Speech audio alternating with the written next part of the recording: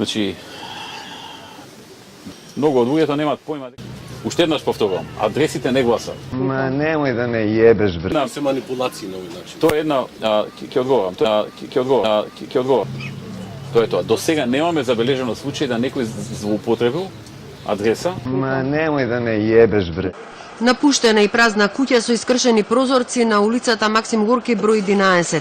Никој не живее во неа, а ако пребарувате во избирачкиот список, ќе се изненадите од бројот на гласачите кои се впишани. Дури 67 лица имаат место на живење и право на гласање во овој празен објект. Тоа е сосема друга работа.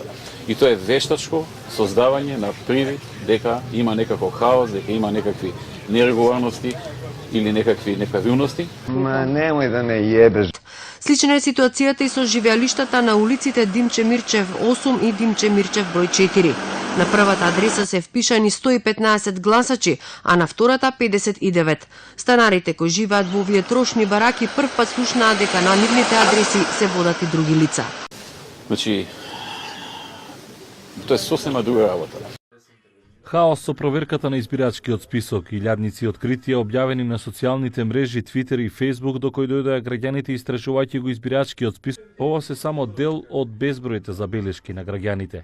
Вакви примери има безброј. Случајно отворив на интернет да проверам на избирачкиот список и видов во мојот стан беа регистрирани 8 души. Од кои четворица живееме, четворица беа непознати. Значи, тоа е сосема друга работа. Ма немој да ме ебеш. За тоа прашање одговори веќе. Благодарам. За тоа прашање одговори веќе. Благодарам. Значи,